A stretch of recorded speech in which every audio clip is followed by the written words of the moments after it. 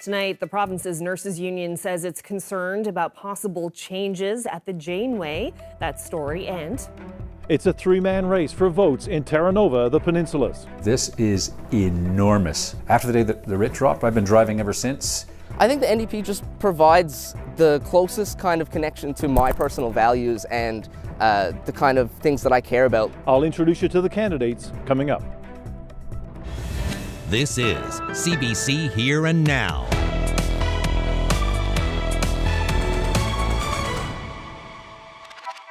Good evening and welcome to Here and Now. The province's nurses union is joining local doctors to raise concerns about the proposed move of gynecological services to the Janeway Children's Hospital. The CBC's Jenna Head reports. Rumors. That is what the provincial health authority suggests fueled discussions about moving gynecological services to the Janeway.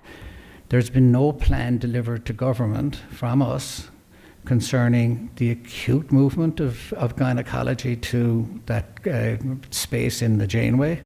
But rumors aren't representative of reality for the province's nurses union. There was never any plan to move gynecological services to the Janeway. It was all rumors. Coffey says the union isn't worried about gynecological services moving. She's worrying about putting patients with fertility issues or pregnancy complications on the same floor as babies and children. If they are on the same floor, fourth floor at the Janeway, now they will hear the little children running around in the Janeway on the same unit. That's cruel on every level. And why would we do that to women? The Department of Health argues that because other children's hospitals have integrated with gynecological services, the Janeway can too. Part of the discussion, as I understand it, was to take some of the physicians on a trip to other facilities where this has been done, and it works very well. So I think we're right at the beginning of a process. Those trips would take pediatricians to the IWK in Halifax, for example. But Coffey said you can't compare the Janeway to some of the country's other facilities. This is not apples to apples. They actually have two separate buildings at each of those sites, not one building. The nurses union are also concerned about staffing. Haggie says the province has recruited over 760 registered nurses in the last calendar year, and those nurses will help fill those gaps. But the RNU wants to see more than consultation as the Janeway is redeveloped. They want to see action that shows the health authority is listening. Jenna Head, CBC News, St. John's. Well, the Coalition for Persons with Disabilities is calling for a disability advocate. The group says that person could fight for people's rights and point out systemic issues. Here Now's Henrika Wilhelm has more. So many things just get pushed under the radar or get missed. And that's why a disability advocate is needed, says Cod NL.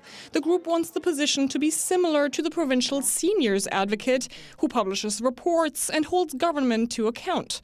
In 2020, Brian Warr, then minister responsible for the status of persons with disabilities, received a mandate letter from the Premier telling him to work toward the establishment of the position. Warr's successor, John Abbott, was told the same just 7 months later. 4 years later, that same letter is still up on the department's website, even though Paul Pike is now in office. All of these individuals have held this file, but no action has been taken that we can see. The opposition questioned Pike on the issue in a 6-minute verbal exchange in the House of Assembly Wednesday. Yes or no? Will the Minister of Children, Seniors and Social Development establish an advocate for persons with disabilities before the House closes this spring? Justice Robert Fowler conducted a review of the statutory offices, and in his review, Justice Fowler recommended that the focus of the Office of the Seniors Advocate include persons with disabilities. We're looking at this recommendation. That report, published in 2023, recommends expanding the seniors advocate's role to include people with complex needs. We are not complex needs. We face complex barriers in the community often, but as an individual, we are persons with disabilities. To be lumped in under a very busy and active seniors advocate, we believe is a disservice to persons with disabilities. But instead of Pike, it was Lisa Dempster, who held the file from 2017 to 2020, who got up for all follow-up questions. We've just had a chance to get the report and take a look at it, and we're certainly reviewing the report. In response to an interview request from CBC News, a department spokesperson sent a statement instead, which said the same thing. Government continues to review that report. Henrike Wilhelm, CBC News, St. John's. Well, Newfoundland Power has filed for a 7% rate increase with the Public Utilities Board. The increase, if approved by the PUB, would come into effect on July 1st. Now, the company says it wants to increase the rate to combat the rising cost of business and to reflect Newfoundland and Labrador Hydro's recent application with the PUB, which targets a rate increase of about 2%. If the increase is approved, Newfoundland Power says the average customer would see a monthly increase of $15.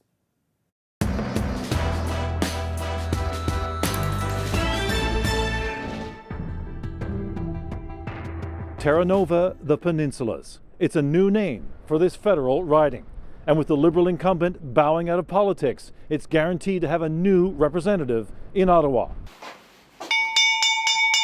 Ding dong, the race is on, with teacher and former journalist Anthony Germain carrying the Liberal banner. Liam Ryan, a 21-year-old student from Placentia, representing the New Democrats. For the Conservatives, it's Clarenville's Jonathan Rowe, a civil engineer. They're looking to succeed the retiring Churence Rogers, who's been the MP since late 2017. This riding is vast, from Carmanville and Musgrave Harbour in the north, Bay de Verde and Whitburn in the east, to St. Bride's and St. Lawrence in the south. More small craft harbours than any other electoral district in Canada, so the fishery is a mainstay, but also aquaculture, a refinery, mining, oil and gas, and the potential for hundreds of wind turbines dotting the landscape, with talk of a new wind-to-hydrogen industry. More than 76,000 residents. Now, I'm going to run a question by you now. You do that. Before he retired, Germain, the journalist, was the one asking the questions. Now he's on the receiving end and trying not to get tangled up about issues like affordability. People are really worried about the cost of everything. And with this abomination in Washington bringing in these trade policies, people are even more worried. All of a sudden, our trading relationship with the United States and what that does to the cost of living is really top of mind on most voters. He's not a resident of the riding, but is deeply connected to the Eastport Peninsula. I can't choose where I was born, but I can choose where I'm going to die. And I can tell you, my wife knows exactly which parts of Salvage she's going to sprinkle Anthony when he's up there twanging a harp. How are you? Good, and yourself? Not too bad, I'm Anthony. Germain initially hesitated about entering politics, but says Mark Carney's leadership and worry about a Pierre Poilievre-led Conservative government solidified his decision. My fear is that a Conservative government will not have its power base in Newfoundland, Labrador, and Atlantic Canada, and frankly will not give a damn about this place. People are tired of kind of the same old back and forth between Liberals and Conservatives. Exams have so far been the priority for this candidate, so no flashy campaign. But Liam Ryan believes strongly in the policies of the NDP, from pharmacare and worker rights to support for seniors and young people. But top of mind, affordability. I think the cost of living for everyone in this country has gone really out of control, and it bothers me to see Canadians being price gouged at every single step. He's linked to a party that's struggling in the polls, and he knows it's an uphill battle. But he's not discouraged. I mean, winning would be amazing, but I really think that increasing the kind of visibility of the NDP party and the visibility of policies that are going to impact Canadians and help Canadians, I really think that is going to be the best outcome. As for Jonathan Rowe, he's been campaigning hard for months, and as you can see, he's been very active on social media. But despite my best efforts, including multiple conversations with his campaign team, I was unable to arrange an interview with the candidate. Terry Roberts, CBC News, St. John's. Well, of course, tariffs have been a major focus of this federal election, and books haven't been targeted in the Canada-U.S. trade war yet, but publishers in this province are still feeling the effects. Elizabeth Whitten has more on that story. As it stands, neither Canada nor the U.S. have imposed tariffs on books. But that doesn't mean the swirling economic uncertainty is leaving the publishing industry untouched. Marnie Parsons of Running the Goat Books and Broadsides is worried that a recession is looming. If people have less money, they're going to cut down on non-essentials, which has her worried books will be one of the first things to go. As supportive as the Newfoundland and Labrador community is, and it is a very supportive community, you only have so much money. And if you can't afford your groceries, then you're not going to be able to go out and support booksellers. So. Already, Parsons is seeing smaller book orders from St. John's stores. She uses a Canadian printer for her commercial children's books and works with a Canadian company to distribute books down south. Now she's starting to think about paying possible tariffs to sell to the U.S. Books are on a proposed list of Canadian counter tariffs, but nothing has been set. Association of Canadian Publishers Executive Director Jack Illingworth is, in his words, cautiously optimistic both countries will leave books out of an ever-evolving trade war. It's the uncertainty on the American side that has been more damaging than the uncertainty on the Canadian side, specifically to the small Canadian book publishers. At Boulder Books, the owner says there's not a lot he can do right now in the face of this wave of economic pressure.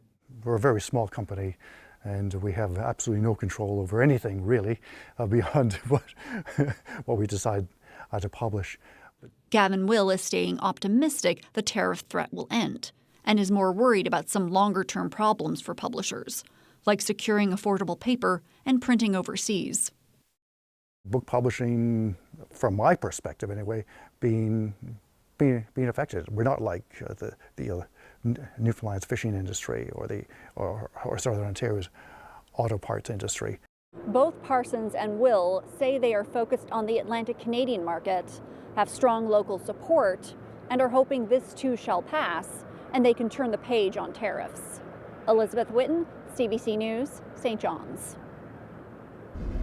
Well, this is our last show of the week, so let's see who's celebrating. Happy 57th anniversary to Betty and Carl Power in Clarenville. Happy 50th anniversary to Bruce and Pansy Gale of Westport. Anniversary wishes going out to Jerry and Sharon Durnford of France Way. It's their 50th.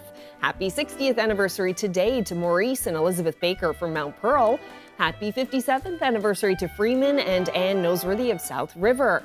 Anniversary greetings going out to Harvey and Audrey Reed of Bain Harbor. They're celebrating 63 years together. Happy 57th anniversary today to Dorcas and Ernest Pierce in Deer Lake. Wishing Ritas and Shirley Hancock of Bishop's Falls a happy 67th anniversary.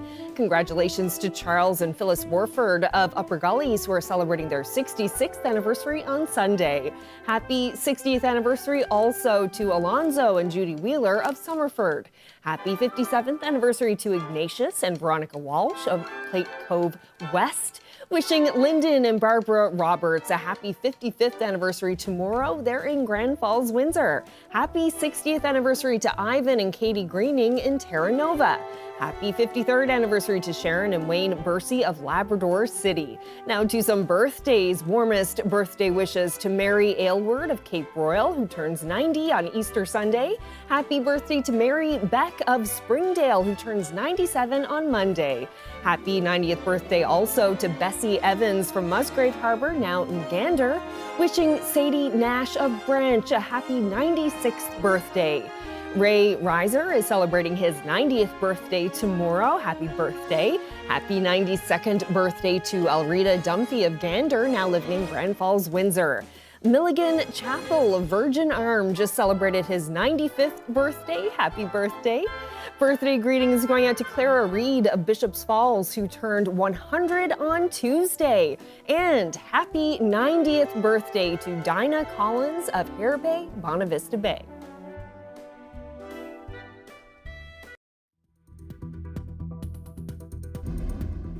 It's a nice start to the weekend for celebrating, that's for sure. We're seeing some sunshine for parts of the eastern half of the island anyway, but some snowy conditions up across parts of Labrador. The weekend will have a little bit of everything. We've got some sunshine, some mild temperatures in some cases, also some flurries, and then more rain. That will happen as we head into Sunday, with temperatures turning colder as we get into the beginning of next week. I'll break it all down for you coming up.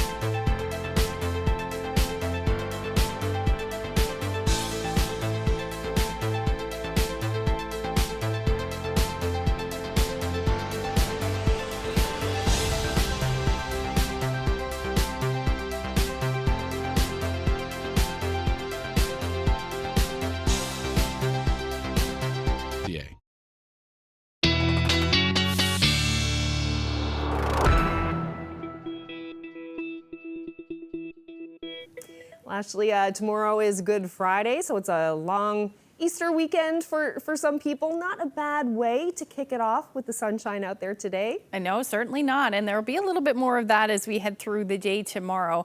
But my goodness, is it ever windy out there. Take a look at this live shot outside our studio here. The camera keeps shaking quite dramatically. There you go.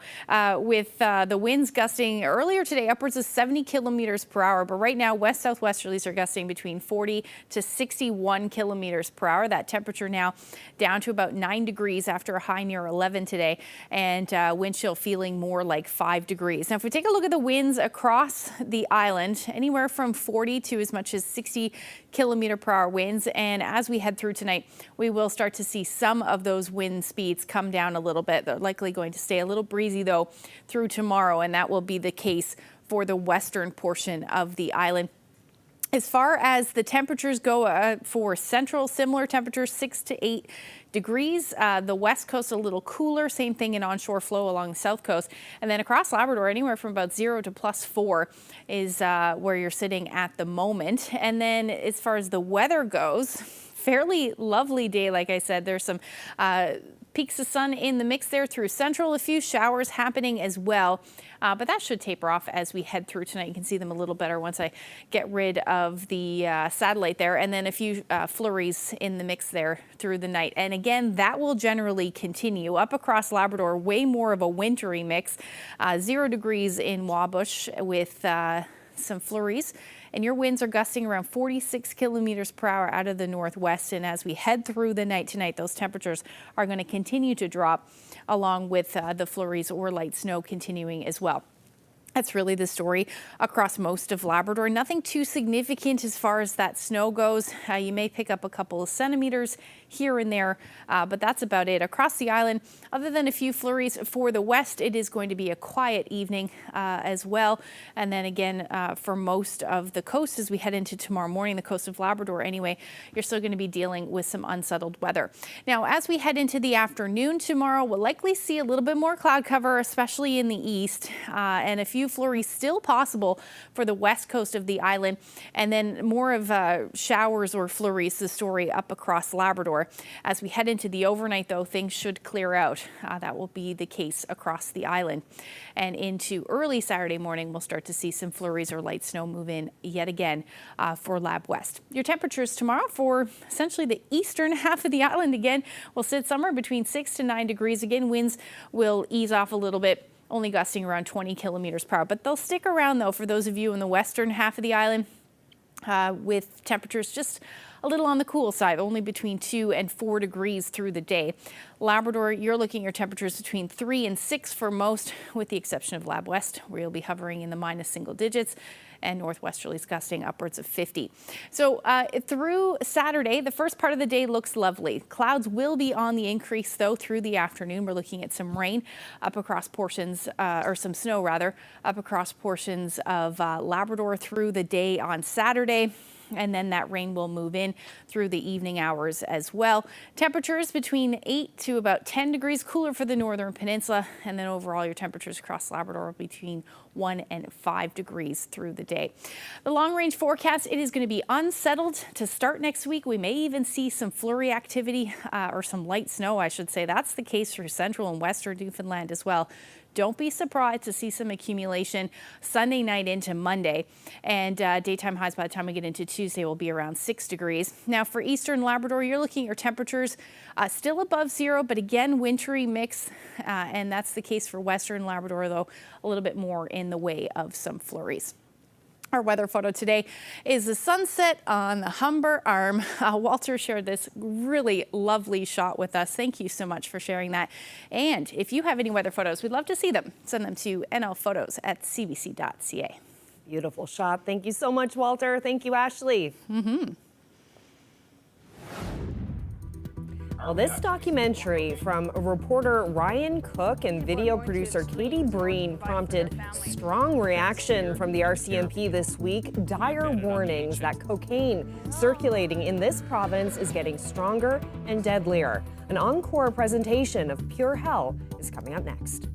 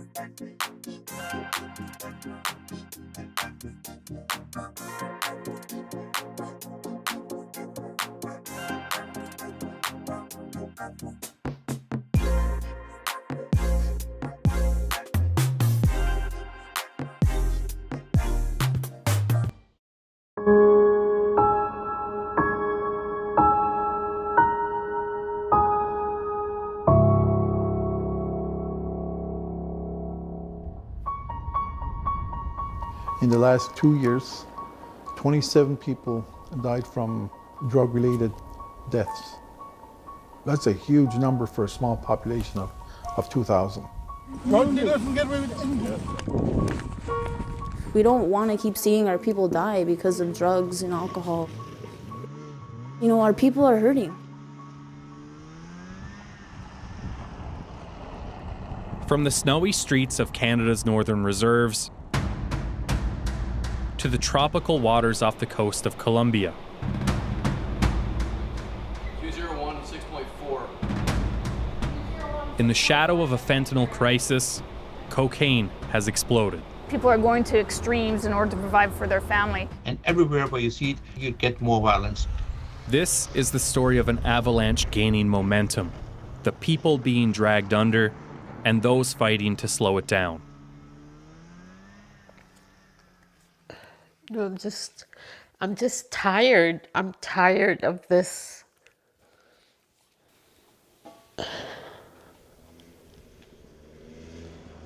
Shejit Innu First Nation is home to 2,000 people, half of them children. Located at the end of Lake Melville in central Labrador, there's one road in and one road out. There's a school here, a handful of police officers, and a steady flow of cocaine.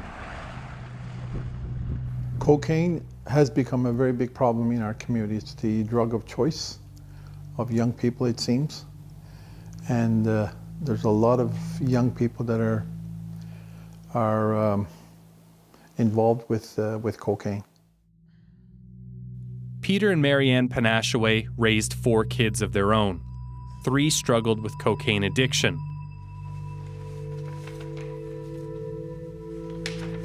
Now they're raising their grandchildren too, one who has been with them since birth. Which ones are your favorite? I always like the one with the family. The little one always focuses on the family. One's in jail. The other 2 are in recovery. They both have been to treatments, and there's only one child that's okay, and that's not a very good record. And we're not, we're not the exception of the families that are experiencing this in the community. It's the rule. Peter Panashaway has always been a voice for his people, a protester, former Grand Chief, federal MP, and the first Innu cabinet minister. Hi, Peter Panashaway. But his latest campaign saw him ditch politics and peaceful protests in favor of a crowbar. So, this house in grayish color is the house we bought for Ben, and now it's a drugstore. Windows boarded up. Yeah. The Panashaways hope this house could be a fresh start for their son, would help him get back on his feet and be a father again. Instead, they say at the depths of his addiction, it was traded away for cash and cocaine. And suddenly it was becoming like a drug house, and they got themselves barred right in. And I was getting so frustrated, and you can't burn the house down, and we're like, what are you gonna do, right? Last winter, he'd had enough. Panashaway wanted the new owner out, threatened on social media that he'd start smashing windows if he didn't leave. And I said, watch how quickly they arrest me. Watch how quickly the RCMP are going to show up to arrest me.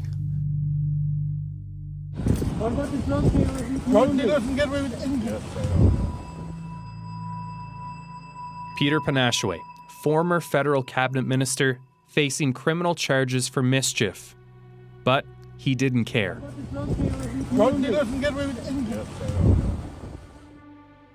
Up to that point, nothing was happening. There's obviously a crisis in the community, and I don't get a sense that people see it as a crisis. I don't sense that our CMP are seeing it as a crisis. Every time I've spoken to them, they're going for the big fish. Well, forget about trying to catch the big fish. Go after the people that are actually selling it in the community and who are pushing it. So if you're looking for cocaine, that's where you go and buy it. The man Peter is accusing says that's not true. He spoke to CBC after the incident and denied being a drug dealer. But 7 months later, the RCMP came knocking. I would like to commend our police officers from Happy Valley, Goose Bay and Sheshashi RCMP detachments for their exceptional work during Project Beehive. 17 of those little fish were arrested in a major sweep of central Labrador. The man who allegedly tangled with the Panashways charged with trafficking cocaine. Police seized cash, meth, heroin, even nitazene, a strong synthetic opioid. But there was something about that cocaine that took even the most seasoned investigators by surprise. Inspector David Emberley heads up the RCMP's organized crime unit in Newfoundland and Labrador. Sometimes we see him in a vacuum seal bag. I've seen him done in black rubber, but most of the time, from my experience, they're done in tape like this. A kilo of cocaine used to be a rare find for his team, but not anymore. In 2009, when I started in drug section, if we seized a kilo of cocaine, that was a big seizure. Since then, the amount of cocaine that we're seizing has gone up dramatically. The other thing I've noticed is that we're finding guns on almost every search warrant that we do.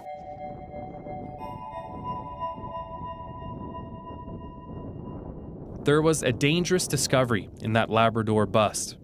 Packaged baggies of ready-to-sell cocaine, Emberley says had the same deadly potential as a loaded gun. Everything we seized was between 94 and 96% pure cocaine, which is unheard of. Only a couple of years ago, the cocaine that the user would buy on the street, say they bought a gram, typically would be 15%, but within the last couple of years, we're regularly now seizing cocaine at the street level, gram level, it's 94, 96%.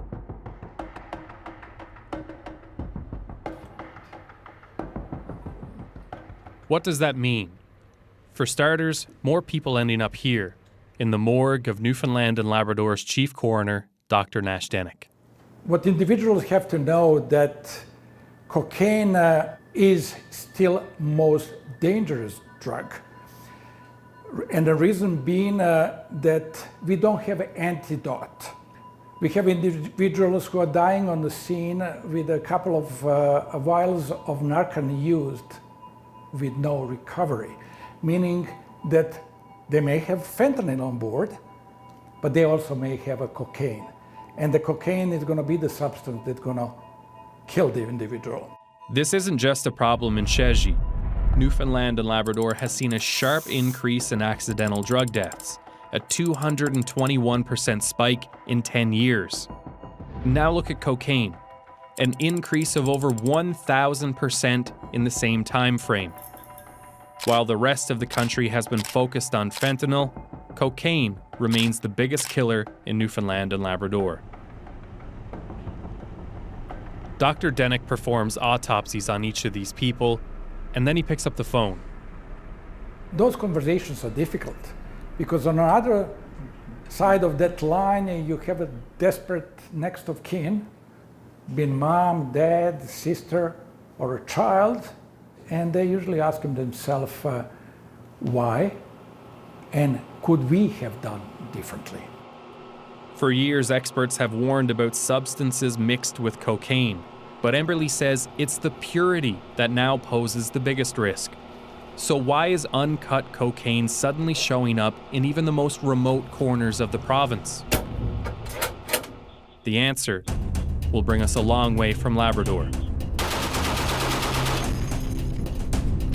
As the cartel moves through the Caribbean, the Royal Canadian Navy is in the hunt. We'll go inside Canada's mission to disrupt the cocaine trade coming up.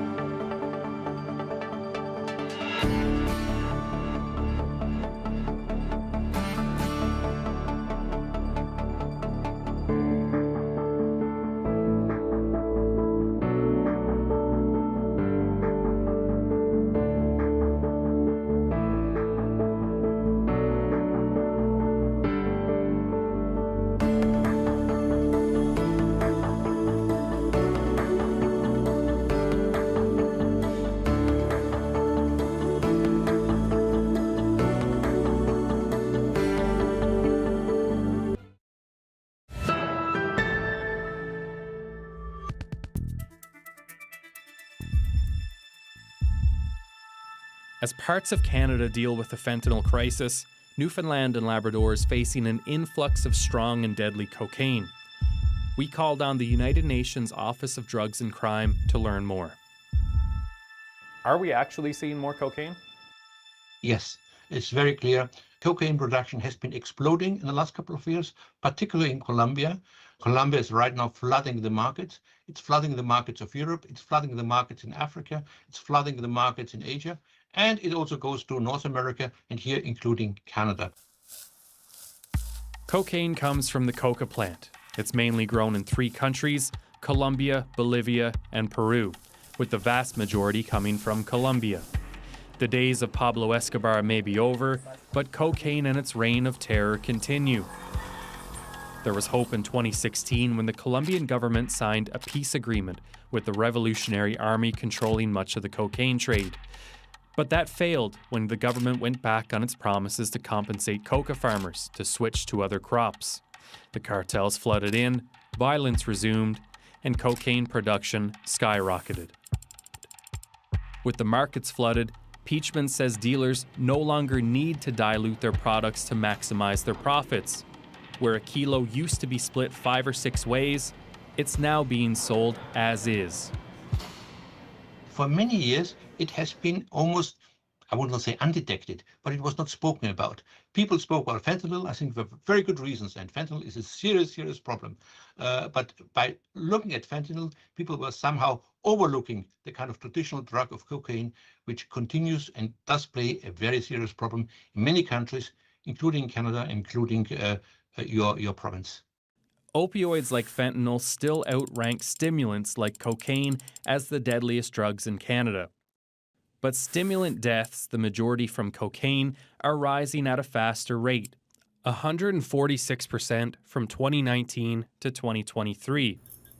Cocaine bound for Canada usually lands in Jamaica, the Dominican Republic, or the United States. From there, it can travel by air, ship, or land, arriving in central locations like Montreal, where it moves east and west to far-reaching corners of the country. Canada's goal is to stop smugglers before they reach our shores.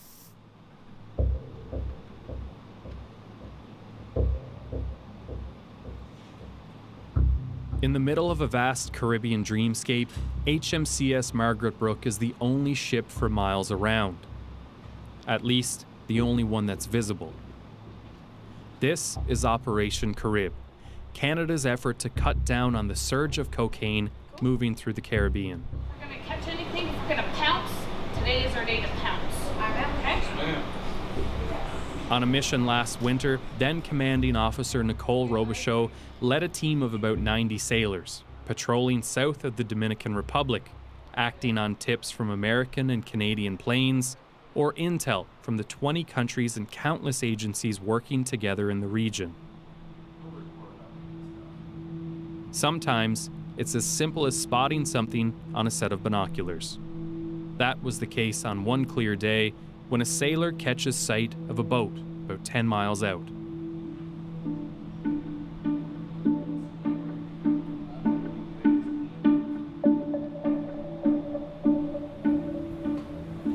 HMCS Margaret Brooke is a floating platform for American law enforcement agents. That means when the ship spots a suspicious vessel, it's the Americans who get off and pursue it. Now, given the dangerous nature of the work and the vindictive nature of the cartels, we've agreed not to use their names or show their faces.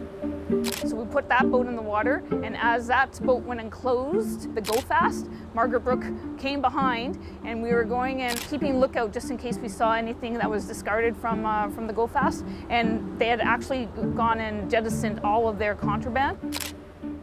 The team recovers 12 packages from the water, weighing in at about 510 kilograms, a whopping $17 million worth of cocaine. The drugs and prisoners were transferred to a U.S. Coast Guard ship and sent to Florida. Their boat sunk by gunfire in the middle of the night. The mission doesn't end there. As a new day begins, so does the next search. Good morning, Margaret Brooke. Today's weather forecast. It's like hunting for a needle in a haystack, and there's more needles out here than ever before.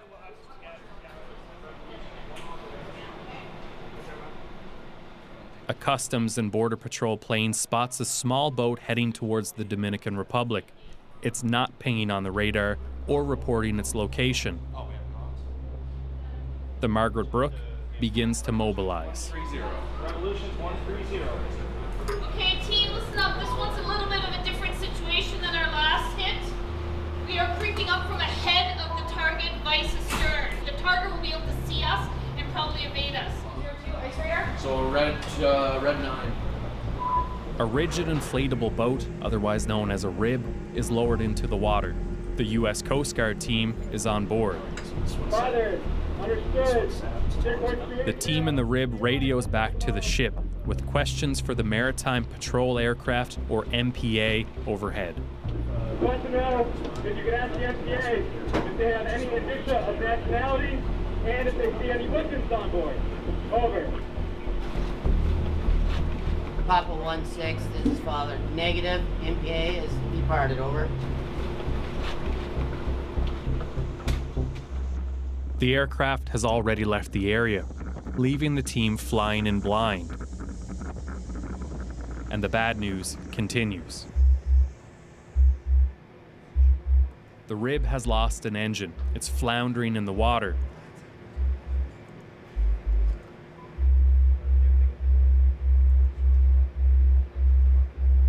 Then, a spark of hope. A sailor spots the target vessel passing in the distance. Oh shit, yeah, there it is. I see it, yeah. Barely visible to our cameras, a boat is struggling through heavy waves. 2 men on board, hammered by 3-meter swells. 15 to port, wheel on, sir. Very good. The Margaret Brooke, a 100-meter ship with a top speed of just 32 kilometers per hour, is now in the race.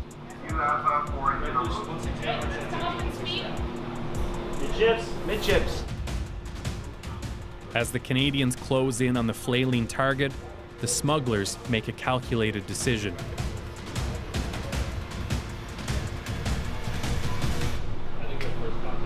What's that?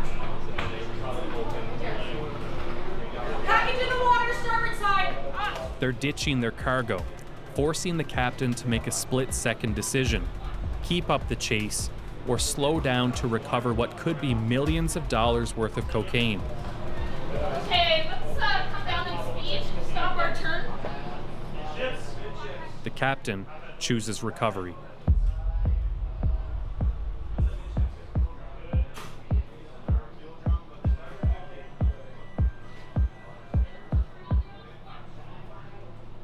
It doesn't pay off. The smugglers have thrown out decoys, not bricks of cocaine, but empty gas cans. Not the result the team had hoped for. Further out.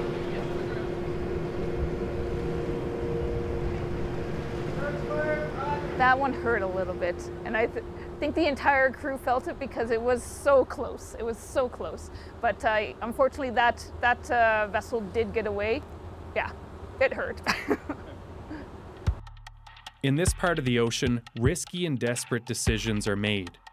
These traffickers aren't typically hardened criminals, the crew tells us. Some low-level gang members, others vulnerable people with few choices. It's not easy going and crossing over 200 miles in an open-faced boat with 2 outboard engines.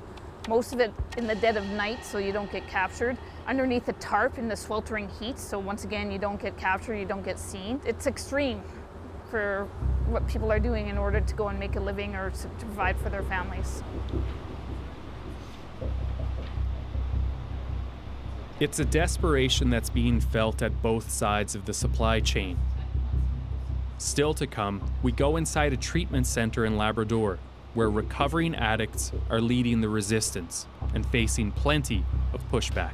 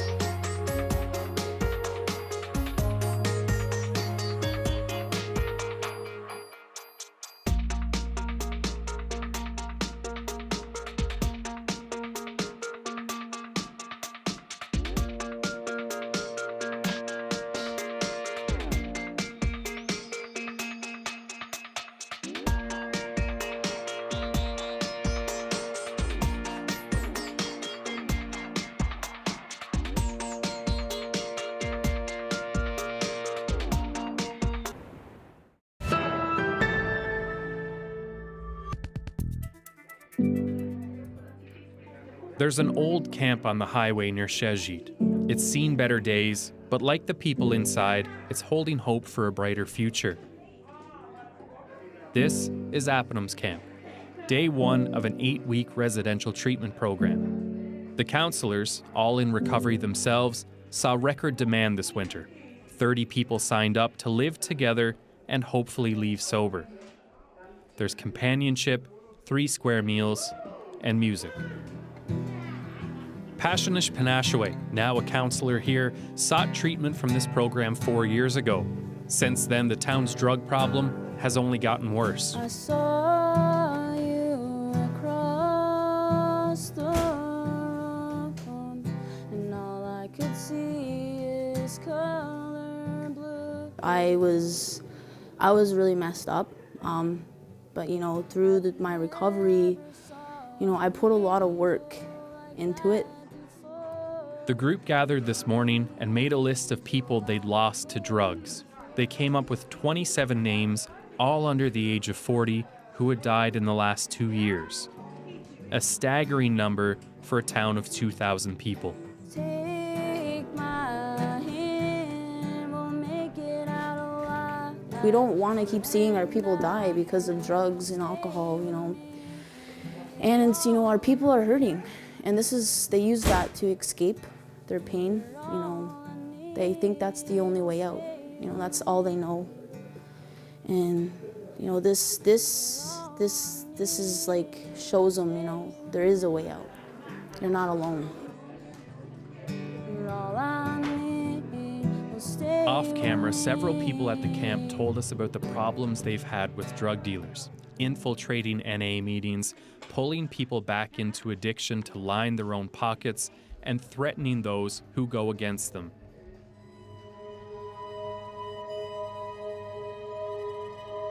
Peter and Marianne Panashaway know this all too well after a frightening encounter involving their daughter and a dispute over money.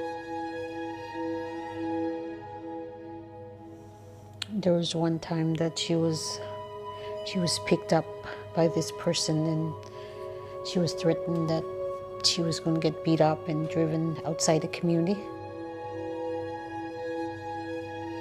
When she called me, she was like just screaming, like hysterically, like crying. And she called from someone's house that she ran into because she got out of the car. As a mother, I panicked. And I called out to Peter. I said, go pick up our daughter, like right now.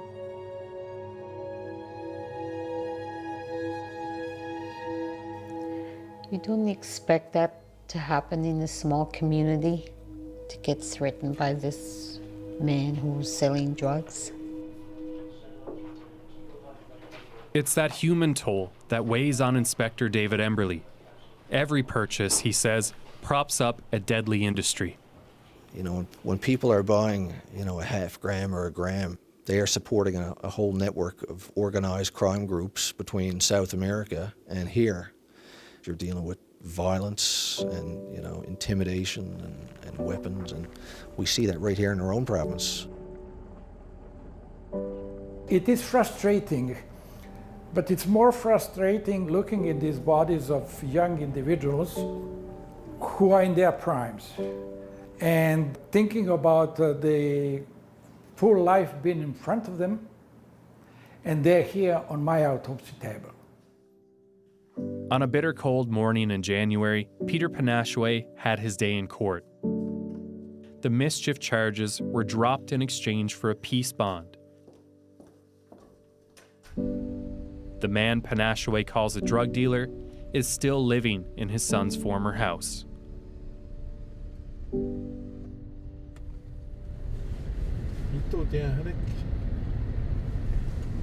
Any interest in meeting Maisie? Sitters. You want to take your medicine now?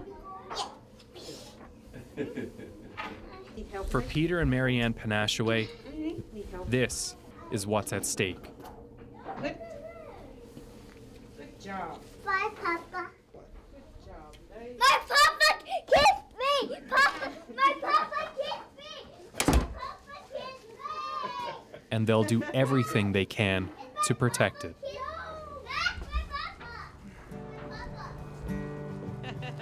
Take my hand, we'll make it out alive. You and I'll stay with me, you're all I need. And I hope